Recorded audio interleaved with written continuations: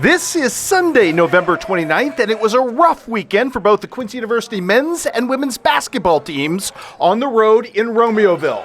The men taking on the Flyers, and early on it would be Silas Chrysler starting off on a good note with the corner three, and the threes would be falling to the Hawks' advantage in the first half as Charles Collier knocks back 3 of his 17 points of the game. Then Tanner Stuckman follows up with a flush, but the Hawks found themselves in an early double-digit deficit as run-out opportunities would abound early on for the Flyers. Again, they would extend right here to a 10-point lead, but here comes Jack Humans and company right back into the ballgame in the later part of the first half, and Humans having himself a day, challenging size and getting the bucket to go right there. Then pick-and-roll action in answer for the Flyers. Huge slam at the other end, but the Hawks just kept coming. Charles Collier again, like Kobe Bryant with the fadeaway right there. More from Jack Humans as well, as he's going to come up with a long three-pointer for 3 of his 13 points of the game, but down the stretch, it would be the Flyers too much. Jacksonville product Brandon McCombs with 12 points to lead the way as the Flyers drop the Hawks to 0-2, 77-70.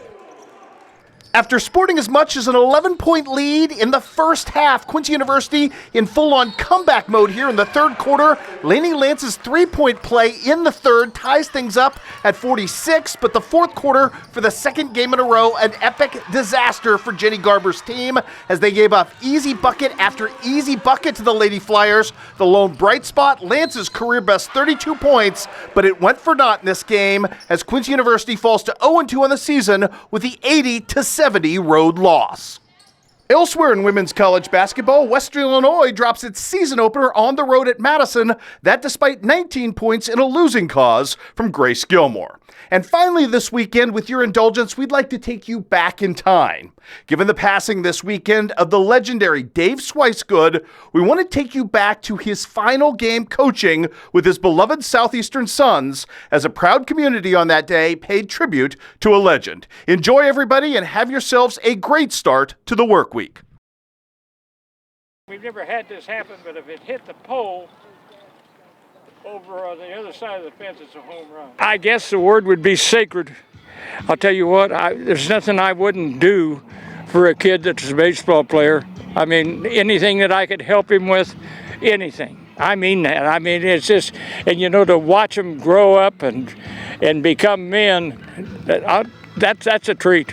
Coach Swicegood will always be known for the great baseball coach, but he was a great basketball coach. He was a great classroom teacher. His ability to educate, relate, and motivate young people is second to none. And that's why he's been able to coach for 63 years. You've helped raise more kids in these communities than anybody maybe other than their parents. How much pride do you take in that as a legacy? It means a lot. It means so much. I mean, the thing is, somebody said, what are you going to do now after you, well, I said, I can tell you one thing I'm not going to do. I'm not going to look at the four walls, but I tell you what, and I know what I'll do. I'll be up here watching baseball, basketball. He told me last summer that this was going to be his last year, and I just kind of dropped it, didn't say too much to him, and then about a month ago, I came to him and said, I said, Swice, I said, are you still thinking that this is going to be your last year?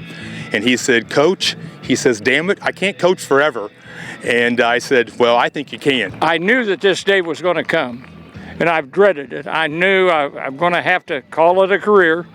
But you know, the thing is, I almost had a tear or two come out, you know, because I tell you what, those kids, they'd go to bat for me, and I'd sure go to bat for them. He's had opportunities to coach baseball at a lot bigger places than Southeastern, but he never did, because all he wanted to do was coach young people and keep life in perspective, and just a role model for all of us. And you hear people all the time, 10 years, 20 years into a job, talk about burnout. You've had the same job through 7 decades. Have you ever had burnout? Have you ever not loved what you do? There's no such thing as burnout for baseball. You know, baseball that's my life. I'm sorry. Baseball, to me, it's loyalty. I mean, I look at these kids, I watch them grow up, I watch them become baseball players. I see everything that they do, and, you know, they'll come and look me up and talk to me, you know, after school, after they'll come back from vacation. To me, they're just like my brothers.